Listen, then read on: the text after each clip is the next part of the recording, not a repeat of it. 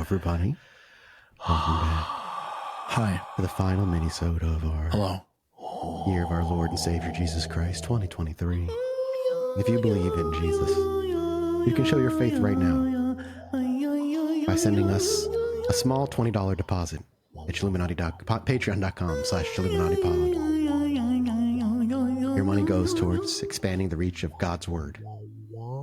What the hell are you saying? I'm trying to be a televangelist. Anyway, welcome back to the minisode. I think this is minisode 160. We've crossed to the 160. 160. A classic number. Here I am doing everything. Right? Tony Hawk. We're playing That's Tony a Hawk. 180. Never mind. I hate listening to that song now. I hate listening to that song. I know it's some internet meme of being like 30-year-olds listening to this song, and it's just like, but it's true. But it's a true meme. We sure are old. The oldest people there are. We are getting there. We're getting there. Speaking of old, I got one for yeah. you. Last minisode of the year, 2023 is coming to a close. It's time once again to open up the New York Post and listen to that old French prophet, that guy. We love him. You know him from the 16th century, Nostradamus, author of La Prophétise.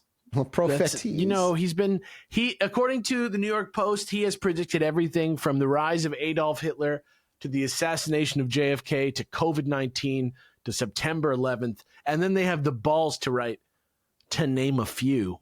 So what do you say to us cracking the books on some 2024 Nostradamus predictions? Let's go. I want to hear him. And one day we'll do a full ass multi-part series about Nostradamus himself. I promise. Oh my God, yeah. Let's see what that old motherfucker has to say. First of all, we're going to the UK.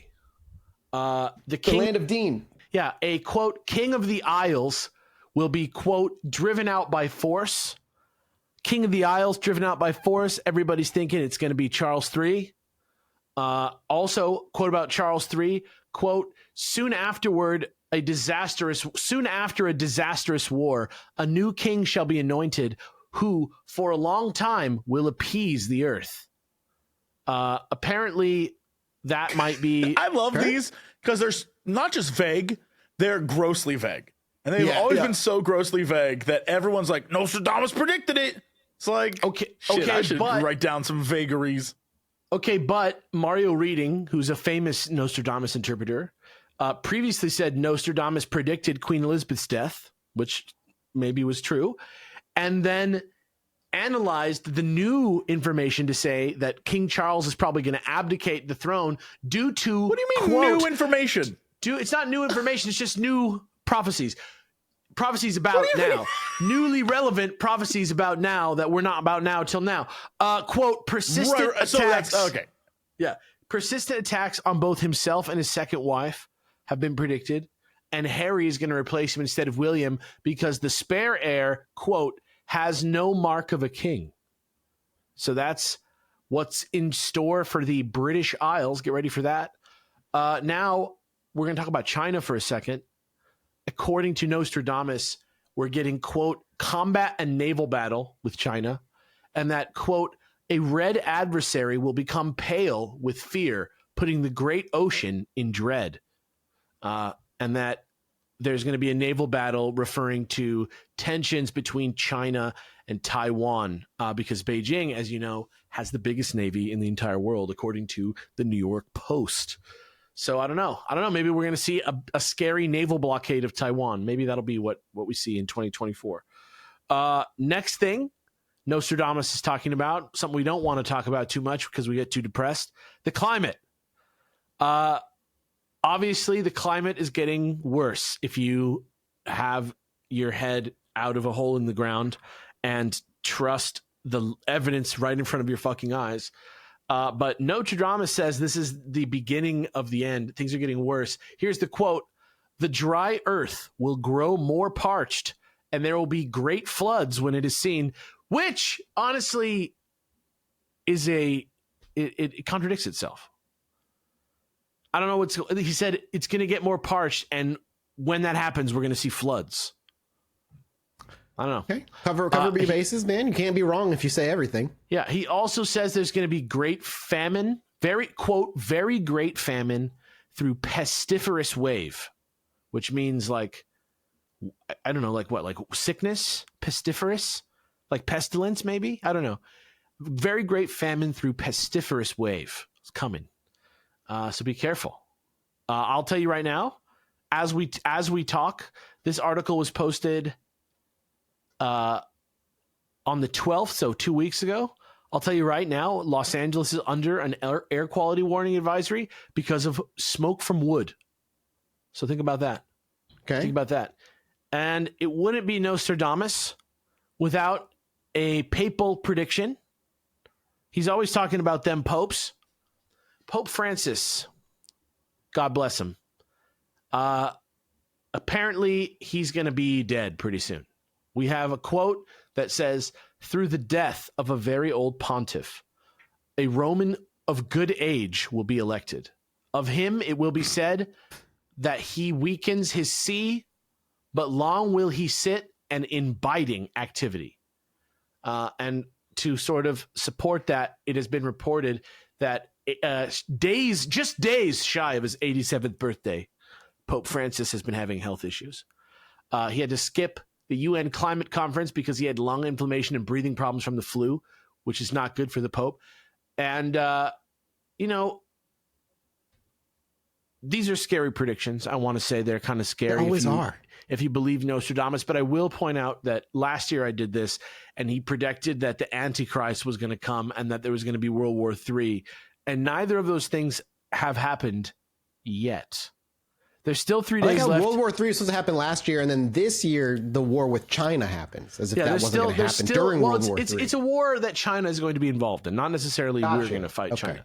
But yeah, unless World War III breaks out in the next 3 days, Nostradamus can go suck eggs. Himself. Yeah, suck eggs. Go but play there the you go. That's Kings Nostradamus ritual, 2024, baby. Get ready for a whole nother year. I'll do a yearly Three Kings ritual to ask questions about the future, and I'll give you predictions every year from now on. Deal? Yeah, I mean that's just cool. That's too much. The Three Kings. I don't wish that on anyone. That's a lot of work. It's too much work. Jesse, yeah. do you want to wrap this up? I don't know what your topic is. Is it a wrap up one? I got the top 3 ghost stories. Okay. In the UK of 2023. Oh, that's great. Take it away. I'll end us with some science then. Oh, actually, that's a lie. It turns out this is top 3 ghost stories in the world, which makes it even more important. Oh, shit. Yep. All right. Number 3. The ghostly floating white figure on Cleethorpes Beach. I'm just going to send you this. I'm going to share it with you. Yeah. Okay. I'm in. Cleethorpes and you Beach. Can give me your thoughts on number. Oh, what the hell? Number 3. Yo, that's creepy. This one right here. I want to give you a link, and it did not. Here we go.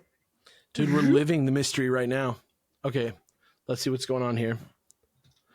The ghostly white figure on Cleethorpes Beach that left woman absolutely stunned. Cleethorpes Beach. Give me the footage. I mean, yeah, there's something way out there that's white. Is that is supposed to be that thing out in the water? Is that what we're looking at? The thing is, that's so far out that it's huge. Is that what we're looking at? Is that like little stunned?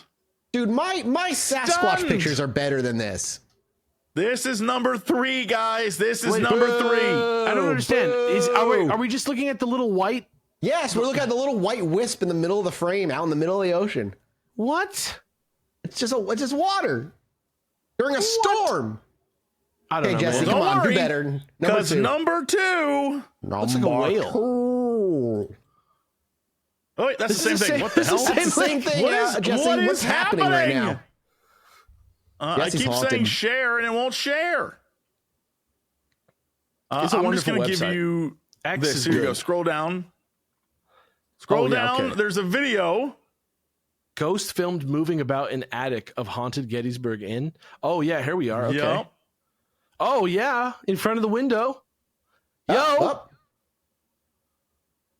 It definitely doesn't. That's a ghost. That thing's moving like an animal. I saw some like human shape though right away at the beginning of it. Didn't you? I don't know if that. I'll go back. Hang on. I'm waiting to see. I mean, something's definitely on the other side of that window. The best part of this video is the dude who's like, "Oh my god, no way, no way, oh my god, it's moving." All right, let me rewind the beginning here. I mean, maybe that's human. There's something there. I just don't know what is. But it's like, it looks like a tail, like a wagging tail. It looks like something going like. Yep. Interesting. It's way better than the picture. Yeah, I'll give you that. Actually, some real footage. I don't know about that. Yeah. Is there really no footage of that white thing floating? I mean, I have what I have. I'm just telling you, these are the top 3 according to the internet. And of course, number 1. What is this? Just describe what you're seeing. I'm looking this is in Houston. This is my hometown. I'm looking at a security guard seen talking to a ghost by a coworker. Oh, this dude is just having a conversation with no one. He's having like a pretty animated conversation with nobody. And then this guy just freaked out because either they're talking to him or he disappears. Oh, he tells him that she died 2 years ago, and then he pieces out at like 2 minutes. And then we watch him a couple times. He honestly, like, I don't know, like it's hard to say whether acting is real or not, but I buy his body language. I buy that he would have that reaction. Like maybe he got the reaction and it disappeared, and then he ran away. You know, I don't know. I can see that. That's a pretty good one. As those are all right. But then I come to you with one last thing. The most important thing. Alex may give you predictions from some old man about what's going to happen in 2024. But I'm going to give you predictions from robots about what's going to happen in 2034. Yo, the only things that will be alive in 2034. AI sex bots. These are predictions with the percentage of likelihood. First, the first space hotel becomes operational, allowing travelers, initially the wealthy, to enjoy views of the Earth from the comforts of space. Likelihood 70%. Healthy individuals begin implanting chips into their brains to enhance their learning capabilities, largely to become more competitive in school and the workforce. This is 90% likely, according to the robots. Amazing. That sounds fucking wild. An educational institution that is fully administered and operated by AI, awarding degrees without any human instructors, but certified for general use by the public. That's pretty much how it is now. Yeah.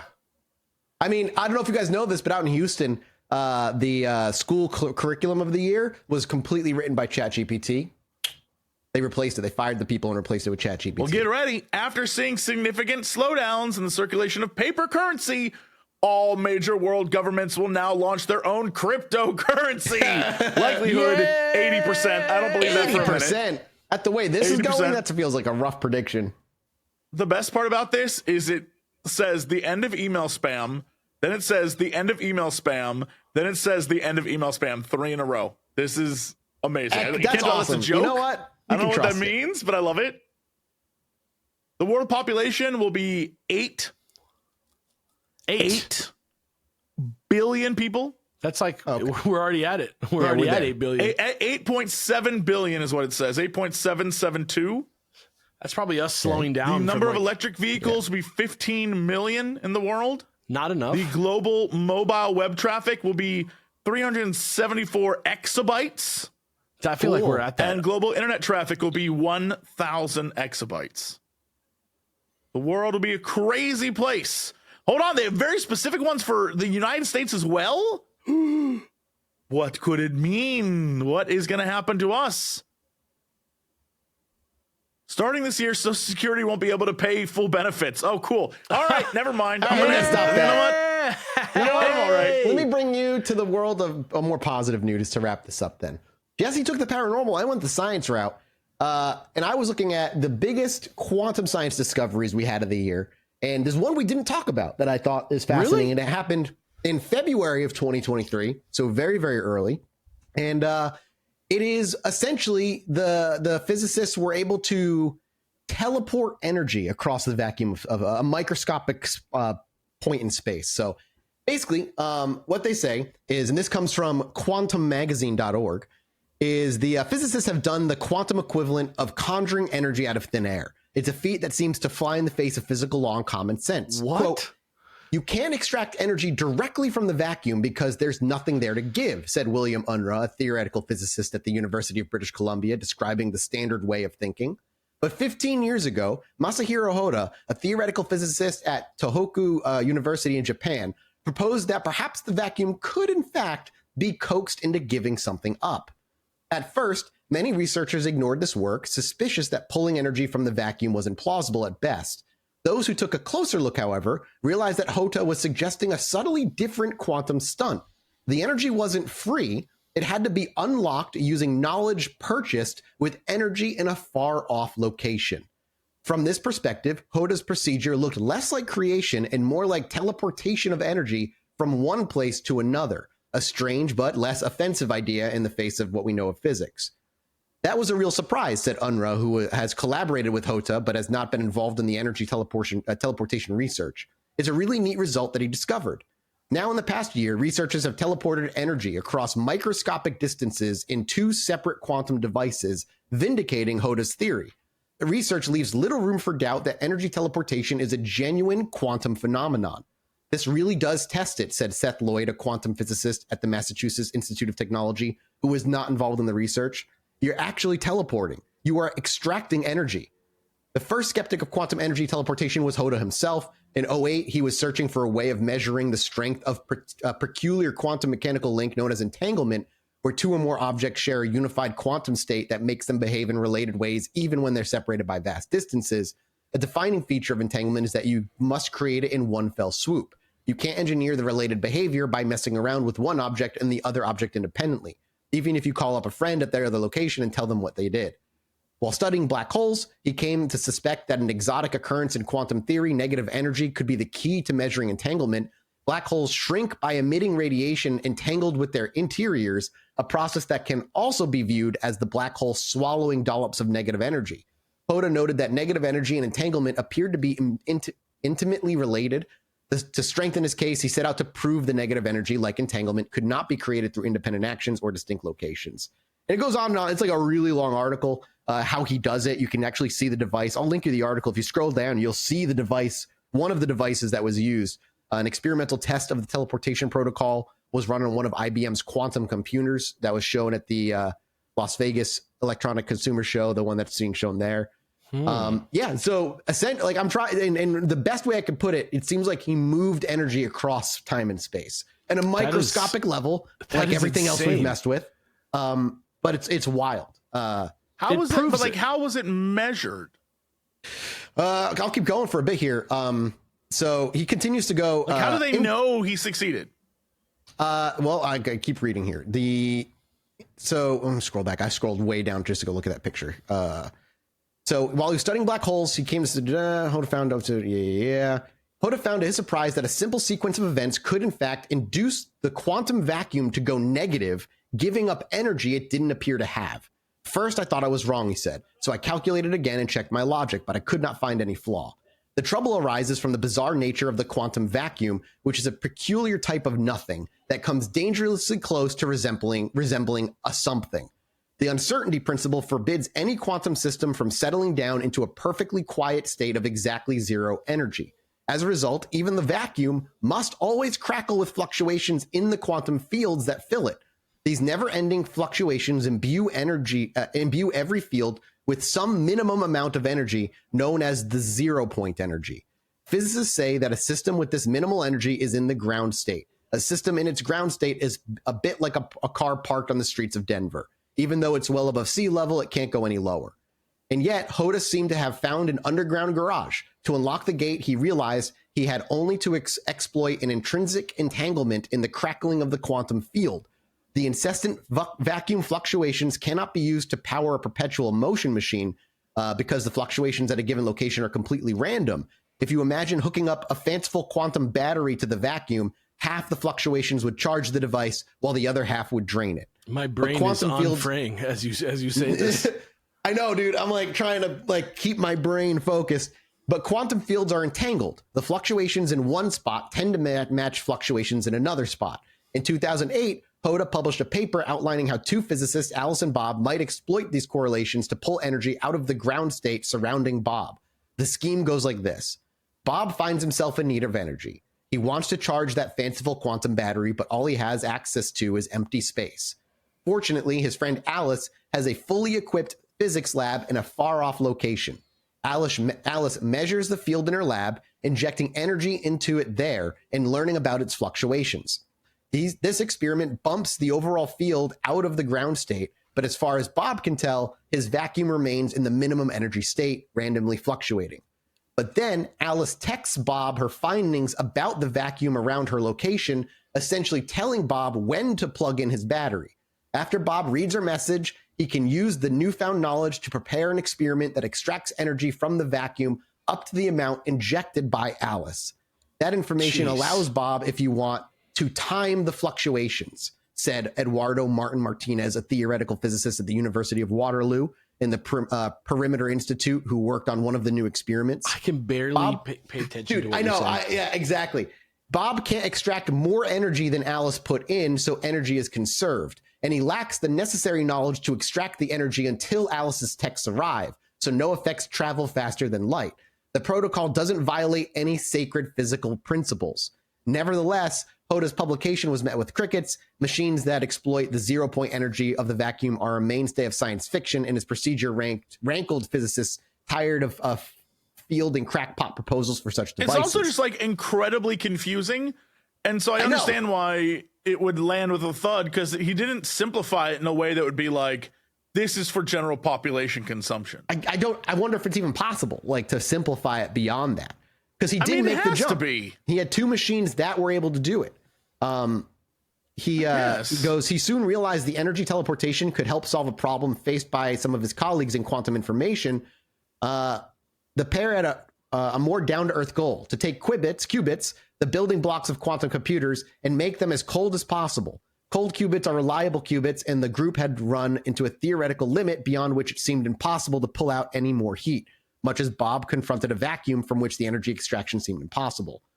It just goes on, and I don't want to go through it every freaking way, but they do it, and I don't understand, like, in essence, exactly how they did it, but it worked, and he was proven correct twice. So insane. Yeah, and he's still not completely satisfied. He's still running experiments to this day. Barely can track it, but it seems so fascinating, and like it seems like we're about to start like moving into like tangible theoretical physics. Like we really feel like 2023, 2022 was like the years of like poking at Doctor Strange era. Yeah, very much. Yeah. The others like caution that the road from negative energies to exotic shapes of space-time is winding and uncertain. But he doesn't spend too much time thinking about sculpting space-time. He says he just worries about seeing if he can pull energy from the vacuum of space. So yeah, it's wild, but quantum mechanics and quantum science have made some wild jumps this year, and I will keep pretending to understand them. Very cool. Super neat. What another year down. What another year down, boys. Another year down. How you feeling? Do you feel like that blew your quantum brain, Jesse? I mean, yeah, I'm still trying to wrap my head. I get what he's saying, but like, it's not. It's like, you know, it's science that is like. I mean, like, it maybe it happened, but also it could have not happened, but also like it did happen, but maybe not. Quantum. Like, okay, that sounds exactly like quantum physics. Yeah. Yeah, exactly. Well, we'll be back in 2024. Thank you guys so much for your support all year. Thank you so much for a year of cool ass articles. We love you so much. Goodbye. Bye. Bye.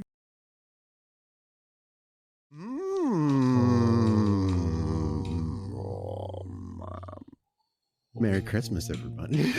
That's not cool. That is, you're doing. Christmas. That's everybody's Christmas gift. Is the noise. Hose. What's going on? It still didn't arrive. I'm so pissed about this. I bought a shirt, like one of those sweaters. It says Santa's favorite hoe. Never arrived. Bullshit. That's bullshit. Is it still coming? Is it tracking? Like, did you track it? I hope so. I was gonna wear it and never arrived. Did it say it was delivered? Good. It said it was shipped, but that was like it's out there. 3 weeks ago. So it's out there. Yeah. Literal Welcome to the Minnesota, everybody. I appreciate your support here on Patreon. I hope you're enjoying this a year later. If you're not on Patreon, it'll be out at some point. I'm sorry for how specifically seasonal my article is today. As a Christmas treat for the listener. Oh, okay. I'm curious what you got. Yeah, it's the end of the year. This is we got one more episode before the year is officially over, but this is the last episode before the holidays. What is our last episode of the year going to be? Can we give a sneak peek? Do you want me to give a sneak peek? Let me open up the schedule. Like a sneak peek. Little sneaky peek. Is it particularly exciting? Is it like an event barn burner episode? Yeah. What is the vibe there? I mean, we've got a lot of like really cool topics. If you're asking, is it specifically Christmas themed? No, end of year themed. End of year themed? Not really. End of life themed? Maybe. We might be seeing some end of life stuff. Goblins, ghouls? Right now it's ghosts. It's ghosts. I do not believe in a ghost or goblin ghoul. The only thing I believe this in is the mini-sode. me. I don't mind telling. Right now, I mean, this is subject to change, but it's right now the topic is ritual hauntings. So things like Bloody Mary, the kinds of things that you do to invoke, the stuff that you do to invoke hauntings into like I love that. Okay. Ghosts. Yeah. I really wanted to look at like into that world a little bit for a while now, like where some of these things came from. Maybe we have some tertiary evidence or otherwise. We'll see. But yeah, that's the topic. Okay. It's not really end of year though, so it's a tease though for the listener at home. What? It's a tease. Yeah, it's a tease. Yeah, definitely tease. Listener at home. Tease me, Jesse. What do you have this week? Why don't you well, gentlemen, I was going through this story and I am convinced we've talked about this, but not the outcome. However, we may have just talked about something very similar, or I may have heard about it because honestly, I love this story and it's insane. A dude in England named Alexander Boehner apparently Fasciani. he decided to, I guess because he was a big fan of drugs, decided to volunteer to be injected with DMT, the world's most powerful psychedelic. And now, I salute the people who do that, man. Because like I've read stories about it. No. Okay, I feel like, man, where have I heard this? It doesn't matter. So he, with scientists, did this for science. And now he's spoken out about what he saw. And more importantly, the scientists are like, why we did this. I just want to read the article. I'm just going to read it because it's just perfect. Excellent. Was it the fact he was inside some sort of geometric cavern? Was it the presence of some alien-like chinchillas before his eyes? Perhaps it was the planet-sized spider trying to tell him something. Oh, shit. I've been there, dude. Whatever it was, the 36-year-old was fully aware that something about his reality had changed and that it was no longer him in the London hospital room he had just walked into a matter of hours before. What the fuck was the giveaway, my dude? Was it the giant fucking hamsters? Like, what the fuck do you think is going on? I love that a world-sized spider was like, bro, I have something I need to tell you, dude. Dude, I felt that one time I saw like the smiling eye of like a porcelain mask in my toilet bowl that told me that I would never be sane again. So I feel this. That's what I feel this guy. That's all I'm saying. The first time I did mushrooms, other than like the very like good stuff that happened, I remember staring at my face in the mirror and like watching myself grow old until I would blink and then it would be back to normal and it would do it again and again and again. Well, I think you would look very good. The older you get, I think you'd look very good. So you tell that mirror, piss off, mirror. Piss off. Hey, listen, I look pretty good for an old man in the mirror. I'm telling you, yeah, I believe it. Whatever it was, whatever he had seen, at the time he was surrounded by scientists. Mr. Boehner had signed up for the world's first legally injected DMT test. For about 50 years, the lid has been kept very firmly shut on psychedelic research after wildly unregulated tests and some tragic results in the 60s with all sorts of different drugs. But this year, MK Ultra was a huge part of that. More subjects, because apparently they did 50 people, but most of them were given placebos just so they could see the like what was really going on. But this guy definitely was one of the ones who got it. This year, Imperial College in London went a step further, and they were like, "We're gonna just make sure the state is involved, and we're gonna make sure that it is like regulated by the government."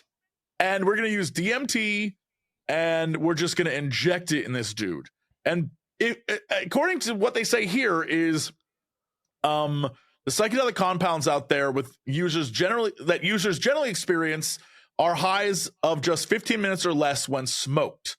And then Boehner says, I'd experienced a different DMT in various forms before, but never like this. I was so anxious waiting for something, if anything, to happen. After a few minutes, Boehner was transported into a bizarre world filled with alien-like creatures, including what he describes as hyper-dimensional chinchillas. And here's why I think we've talked about this before. I have heard the phrase hyper-dimensional chinchillas somewhere else related to some other drug. Not here. That can I remember, because we've definitely talked about interdimensional stuff. Not chinchillas. I swear to you, I've heard this before, which is why it rings to me as like... we've talked about hyperdimensional elves. I'm just so curious if maybe that's like a thing that people keep seeing, and I want to know why the reason for that is. Here's what I will say. And this is a unique perspective because I don't think a lot of people have had this experience. I used to do improv comedy every week live at a place called Comedy Sports. And it was like to an audience of like, you know, a small audience, like 100 people or something like that, right? Like lots of shows all weekend. And as part, if you've been to an improv show before, you know that a big part of the show is that you ask for suggestions from the audience. Mm-hmm. And our show was a lot more like Whose Line Is It Anyway? Or something like that than like how it is at a place like UCB or whatever, if you've ever been to someplace like that. And so it's like little gamey games. And the big game that closes out the first half of the show is like a giant guessing game where you do like, it's like mega charades where you're like, all right, I'm playing cricket, but the cricket bat's not a cricket bat, it's conjunction junction, and the wicket or whatever it's called, whatever the little gate from the cricket thing isn't a gate, it's one of those little tables from inside of a pizza box or whatever. Sure. Like that. Like you make it really hard, right? And so the point is people want to pull like randomness from their brains when they give the suggestions. It's kind of like a challenge to the audience to make it hard to guess, right? And I swear to God that there has not been a show, maybe like, or at least a weekend in my life of doing that type of performance where somebody didn't suggest chinchilla at least once. Huh. So maybe there's something in the brain that just, when you go to this like crazy brain space, maybe chinchillas just leap from inside your cortex or something. I don't know. Yeah, because we all love chinchillas, right? Like chinchillas are cool. It's a fun word. Yeah, it's a fun word. They're wacky. They're adorable.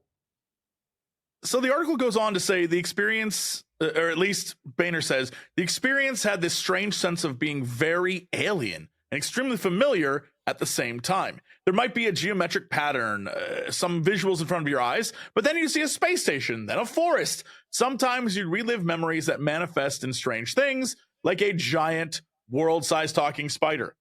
Ordinarily, Boehner would look for meaning in his experiences, but the researchers told him, don't do that. Don't look for meaning. After the experiment, he would talk to them about this, and they would be like, no, we don't want to know about that. We're literally just tell us what you felt in the moment.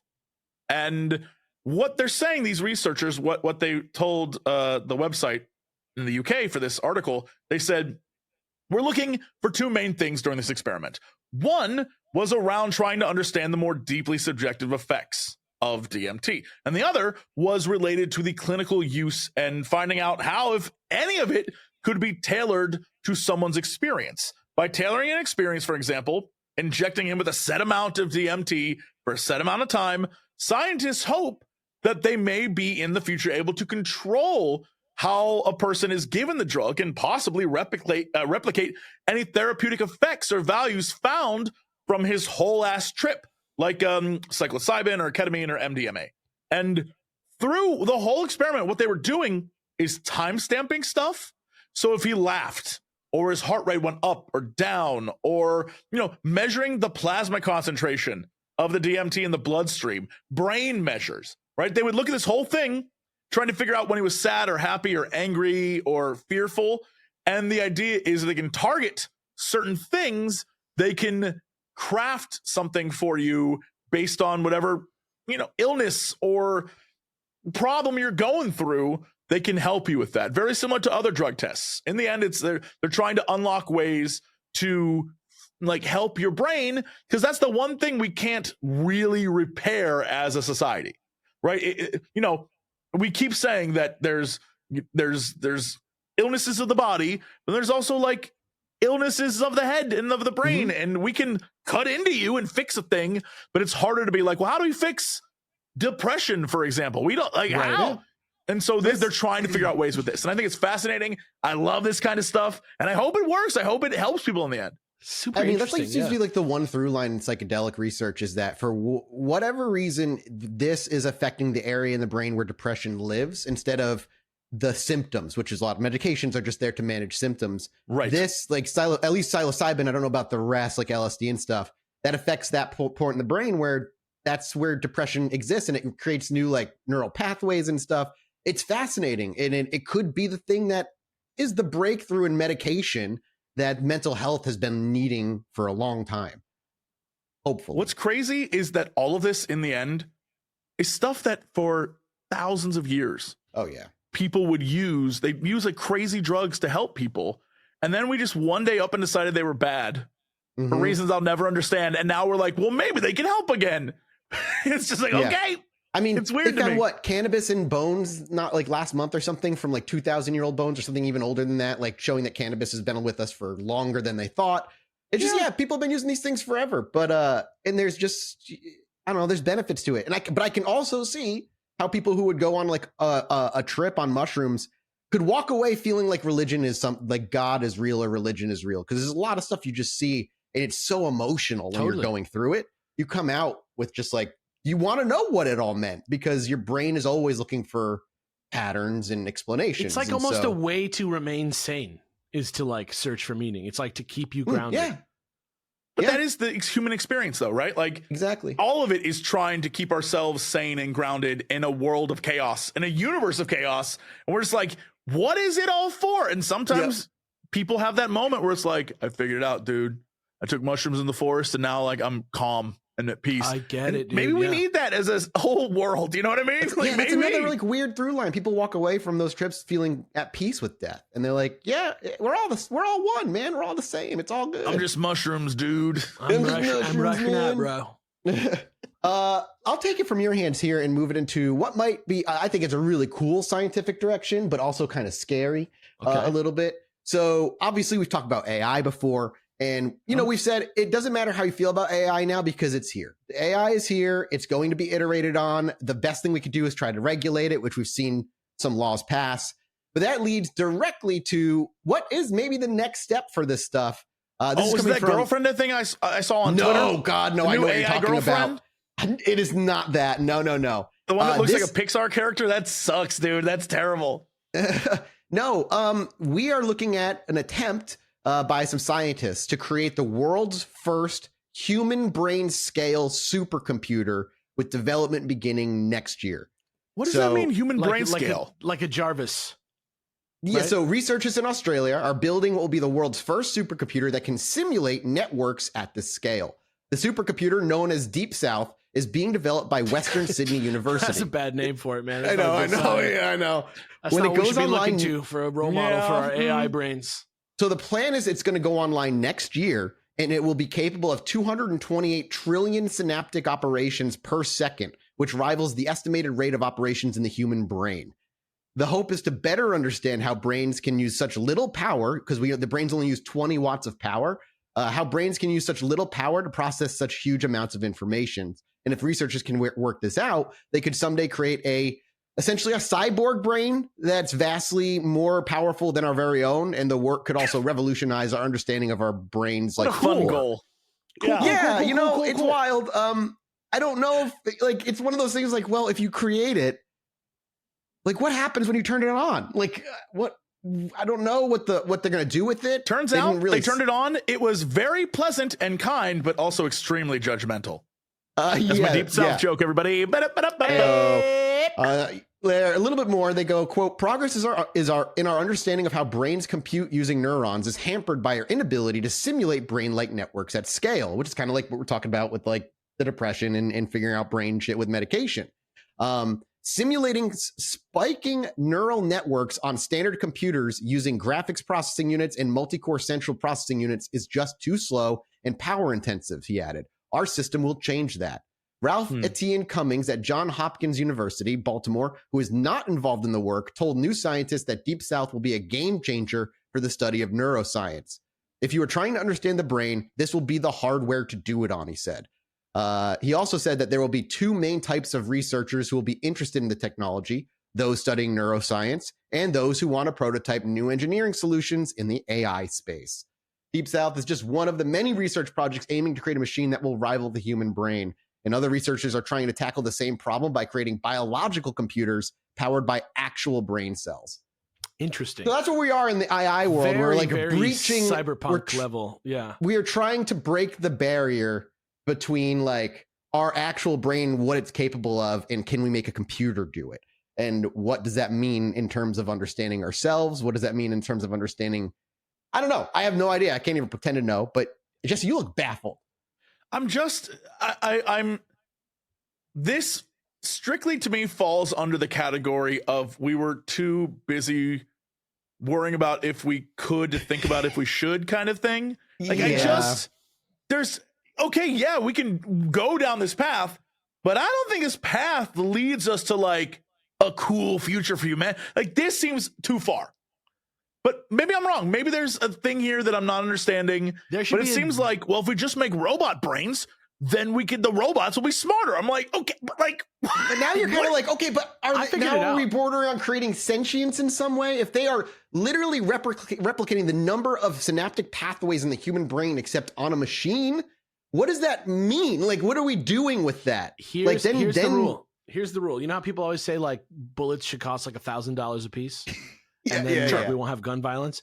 So if you make a robot brain that's like several orders of magnitude more powerful than the human brain, you have to build it inside of a head that is that much bigger than a human head. Okay, that's the trade-off. Yeah, that's the rule. You have to carry around like fucking mega mind size noggin if you want a to super smart brain. You have to like house it in like a Mount Rushmore size robot head. The thing that scares me, Mount Rushmore will be like. The thing that scares me right now about that is like we already have, with AI, the kind of AI that we have, as limited as it is, already very creepy and very scary. And then we had the whole last month with OpenAI, where the CEO stepped down, and there was like a board meeting about a potential breakthrough that they had, but it's been wholly hushed. Then he got hired by Microsoft just to be back in charge of OpenAI.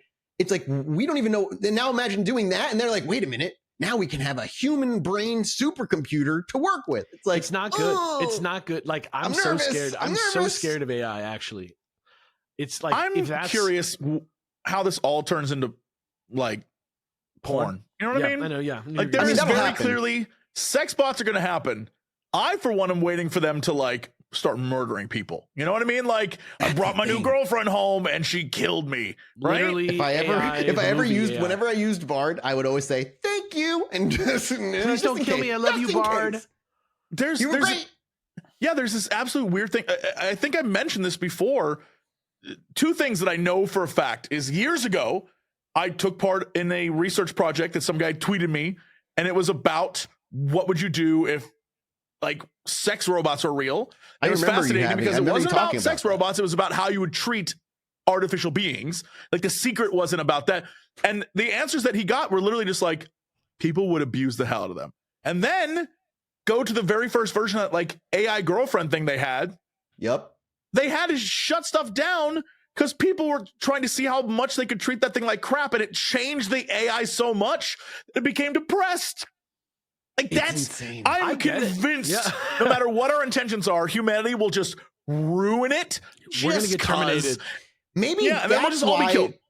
In that case, we're Cybermen or Borg. Let me take this into the crazy alien world. Maybe that's why aliens are showing up even more now. We're on the brink of creating AI, and they know what a danger it can be. They just want to watch. What if the aliens are the AI, and they're here to ensure that it happens? That's also a theory that I've like read about before. Like they're like, it's all there's no obviously evidence, but wouldn't that be fucking crazy if the actual extraterrestrials are all AI that just survived biological that's their birth process as biological people create and them. The reason why they gave us the technology back in the 40s, bro, is because they've been waiting for this moment, dude. They're seeding AI to us. Oh, fuck. They want to make sure we don't catch wise, but they like watch us like slowly driving chocolate extinct, and they're like, we're good. No worries.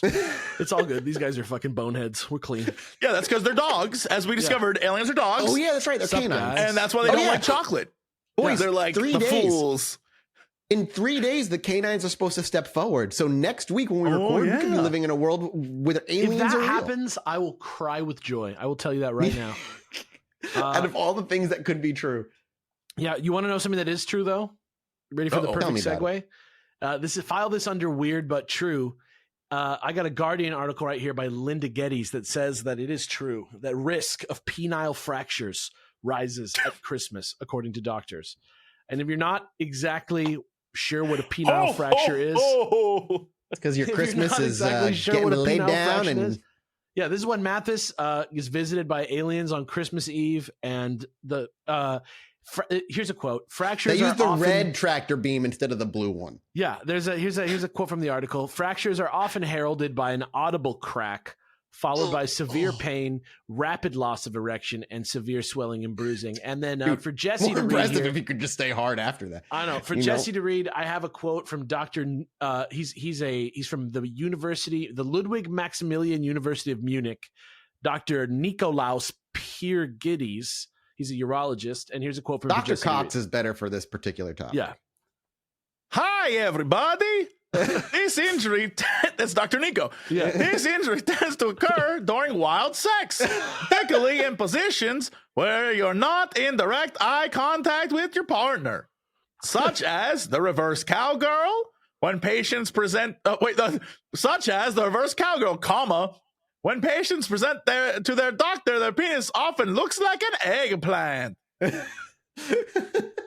I thought there'd be more positions. I was excited for like the positions they're going to rattle off, but such as this. Nope, just that one. Just reverse cowgirl. That's it. So apparently, the reason why this is the case is that there's more intimacy and euphoria in the Christmas season than normal, and that for this injury, it's considered a risk factor. They examined the hospital data for people in Germany. I got to write this down. Risk factors. 3,421 men in Germany between 2005 and 2021. They explored seasonal patterns for penile fractures. And the quote is, if every day was like Christmas, 43% more penile fractures would have occurred in Germany from 2005 on. Hi, Dr. Nico. So they found that the risk increased at weekends over the summer holidays, but not New Year's Eve. That's weird. That's a weird one. But here's a quote from Mathis. People are drunk. Think about it. They're drunk. They're up till midnight before they can even kiss. Here's Mathis with some info. Here's Mathis with some info. It would be interesting to see data from other countries, but in Germany, Christmas week is widely celebrated, while New Year's Eve tends to be a bit quieter. Most penile fractures occur in unconventional scenarios, such as during extramarital affairs or when sex is performed in unusual locations. Isn't that crazy? I had a joke, but I got people just get fired up. I'm trying to think why are penile fractures happening during extramarital affairs? But I guess if you need the wild sex and you're not getting in your bedroom, I guess it makes sense. Because it's forbidden, dude. It's forbidden. Apparently, dude, you can. Hey, here's the secret. You can bring that into the bedroom with your wife. Just talk to her. So much work. Yeah, I know. And I want you to know that people took that to heart because during COVID-19, even during the lockdowns, the penile fracture rate for hospital admissions remained constant all throughout. And the average age, better watch out, average age for sustaining penile fractures is 42. So watch your back. I'm good right now. I'm good. I'm all right. Watch your back. Yeah, so watch your back. Watch your back. Thankfully, now watch your front, dude. Watch your front and don't like the Lord wanted. Don't look at her back. Make sure she's facing forward and looking you in the eye. Stare deeply into her eyes and think of Jesus. Dude, when the aliens do it, you have to look into their eyes. It's like a hypnotism thing. They're all eyes, dude. They are. I do it like the Mormon kids, the college kids, where they just. I have a friend stand on the bed and shake it. Yeah, they just lay next to each other. They lay inside each other. Isn't that called soaking? It is called soaking, and it's hilarious. Mormons, you're hilarious. I love you. Yeah.